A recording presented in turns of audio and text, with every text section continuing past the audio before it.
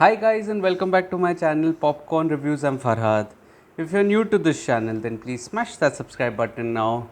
And after much deliberation I decided to finally venture into the Malayalam film King of Kotha, which is now available in a theatre near you. Now I don't use the word deliberation much with Malayalam films, particularly because I absolutely love them.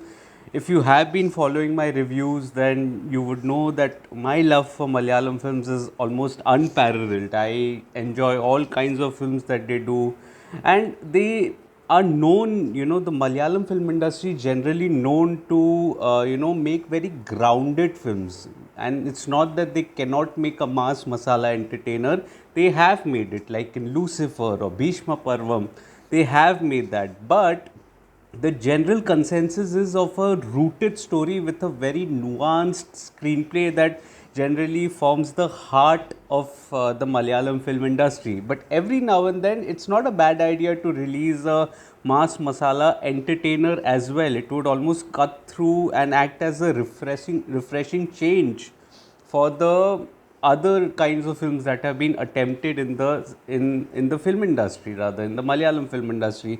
And I was quite looking forward to watching The King of Kotha right from the time I watched its teaser. Its teaser was almost outstanding. The build up, the slow motion, the blaring BGM that was setting in. It was outstanding, and I was really looking forward to watching it before the release of the film. However, things changed drastically on the D Day because the film began to get criticism, which did, throw me off my plan of watching it over the weekend. And after much deliberation, I decided to venture into the film with a clean slate, giving it a fighting chance to prove itself. And I happened to watch it last night. So then, how is King of Kotha? Let's find out. So coming to the story and screenplay, King of Kotha is essentially a story of a gangster who rules the roosts in a crime infested town of Kotha until one day he just leaves his throne behind. But the turn of events forces him to return to his place of origin. Now, the story here essentially had all the ingredients of a mass masala entertainer with the right kind of emotions on paper, everything that was there. But it is the screenplay here, which is staring at a daunting runtime of almost 3 hours. I think that was a bit of a hit and a miss for me. And yes, it is the runtime also which is a deterrent for the film, which is unlike something that I would say for a Malayalam film. The runtime could easily have been trimmed down, or I would be explaining my rationales with the screenplay, which was a bit of a hit and a miss for me. It ended up being very middling. The writing was very middling, and that is my main crux of the issue that I had with the film. Now, the drama opens on a terrific note with the introduction of one of the characters who's a cop who's freshly assigned this new assignment in a place called Kotha. And through his lenses, you as a viewer are also introduced to the surroundings of Kotha, the different characters of Kotha, until the extended flashback that eventually takes place, featuring the protagonist, of course. Now, one thing must be applauded for the Malayalam film industry is that they just brilliantly know how to build a world. The world building and the character building are outstanding and consistently done in almost all Malayalam films. I think that is one of the biggest pluses, even in King of Kotha. If you see, the premise is wonderful here. The proceedings here are engaging to begin with. You are introduced to the protagonist and the kind of politics that is there in that area in the year 1986. It is a part of an extended flashback. So there is this football club rivalry that is there. There is a rivalry between two local gangsters that are there. There's also a track between the family of the protagonist and the protagonist himself, where in his attachment to his little sister is also tapped into. There is also a love interest in the picture. Whether or whether not she loves him back is another question. All of these tracks had the potential to almost explode in your face in the second hour. There were many factors that were going in the favor of the film, and it particularly accentuated at the halfway point when that interval block was noteworthy and it set things perfectly for things to come. So the first half I was quite impressed and I was quite into the film. I did not find it lagged or slow or anything of the sort of criticism that others are showcasing towards the film. I quite like the first hour, but the issue starts in the second hour. That's where the criticism of the film, criticism surrounding the film is justified. The criticism was essentially that you opted for a very safer route instead of exploiting the politics of the area that was there. The politics was, as I had already said, the different tracks that were there related to the protagonist, forcing him to come back. What is the situation? You opted for a very middling, very generic kind of a revenge drama which was there. Briefly tapping into the friendship between the gang members or the erstwhile gang members that are there.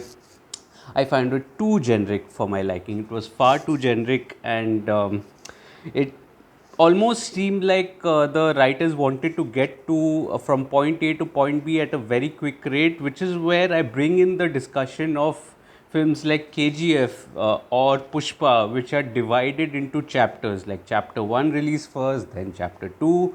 If that had been the approach, the writing did not would not have had the pressure of running through the events right away in the second hour without tapping into the emotional quotient of every track that was there. Because there is no emotional quotient here, some of the key plot points in the film also just go unnoticed. Like there are a key plot points involving a few characters, and I just barely felt any of the emotions related to them. And that was, I think, one of the reasons why the film just dips a bit in the second half. Not a bit, it quite dips steeply, quite steeply. It doesn't derail, but there is a significant dip in the second hour. The finale act was decent, but the build up to the finale act was something that was where the film was lacking. It was almost like a 50 odd minute period of a brain fade by the writers of the film, wherein the film just seemed like a collection of scenes. The coherence in the drama went missing in the second hour, and that is where the fault of the film lies. Screenplay overall is all right, above average, but nothing much to shout about. It had a brilliant premise, set foot well at the interval block, but then just dipped after that, and that is the story of the screenplay.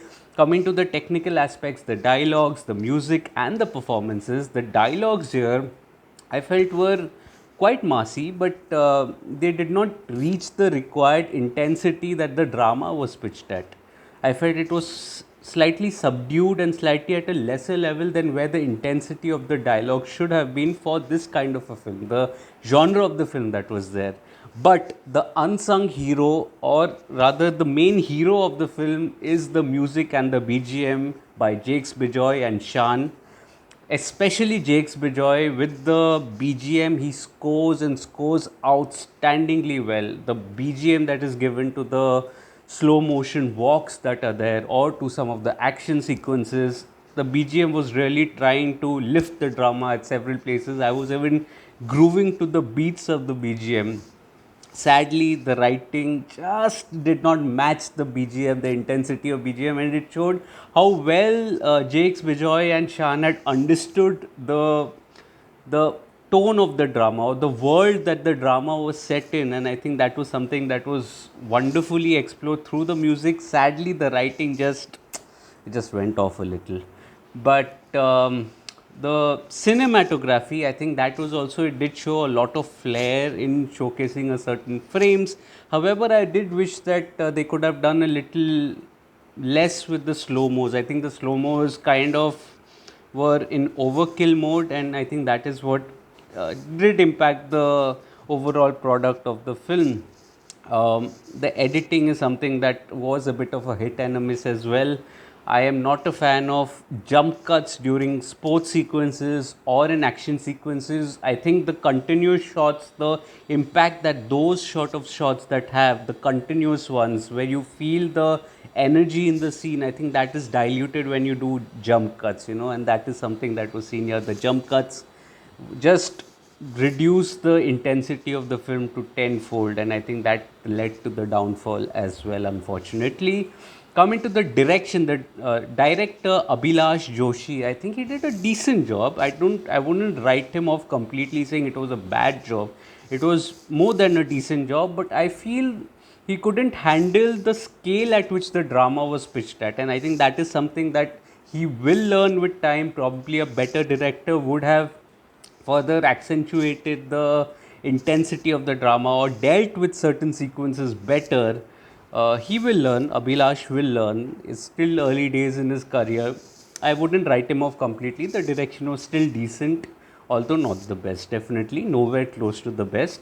Coming to the performances here, I felt the performances are pretty good here. I think Shami, who plays Kotha Ravi, Dulquer Salmaan's father in the film, I think he had his moments to shine. Naila Usha, I think she did a wonderful job as Manju. Very conniving and manipulative kind of character she essayed, and she did a very good job. I wanted a little more screen time for her, as was with Prasanna, who plays the cop. I think Prasanna also needed a little more skin in the game to completely blossom into his character.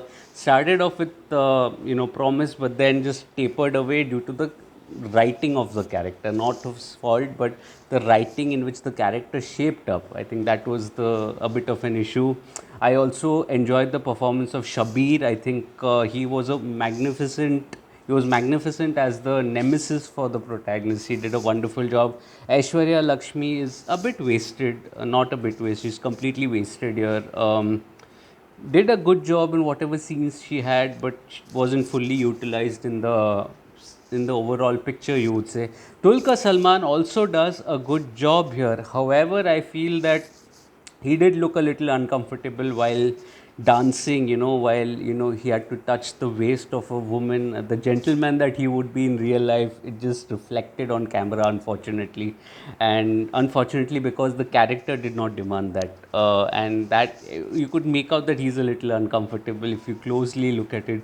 Another thing was that his eyes are very expressive, and I think that is what led to the aggression in his character. Although the physicality of the character wasn't as aggressive, his body language wasn't as aggressive, but his eyes were aggressive. So I think he did a good job here. But if I have to compare him with, say, someone like Yash from KGF or Allu Arjun from Pushpa, I am naming these two films in particular with all due respect, because this falls in the same genre.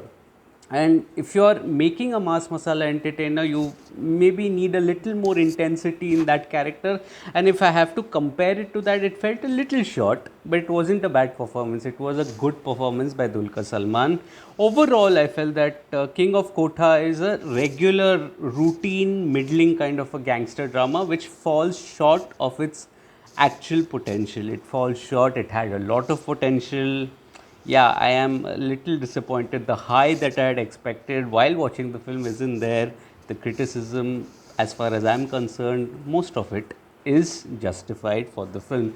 If you have watched the film King of Kota, let me know in the comments what did you make of the film. Also, if you're liking this video, please smash that like button, subscribe to the channel, press that bell icon. Also, if you'd like to read my full review of King of Kota on my site, Popcorn Reviews with a double S, the link of which is in the description box below. Do visit that as well.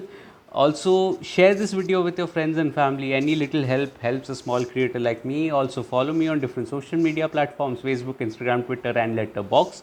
I do not end up making a video on everything that I watch, but I do write a lot.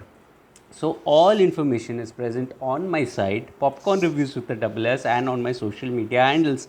So I'll see you again soon, next time, with another video. Till then, let me know what did you make of the film King of Kotha. I know many of you all would have already watched it. It was Onam, so I'm also wishing my Digi family a belated happy Onam. I hope you had a good time. I will see you again soon with another video. Till then, take care and Spread all the love that you can everywhere. Cheers.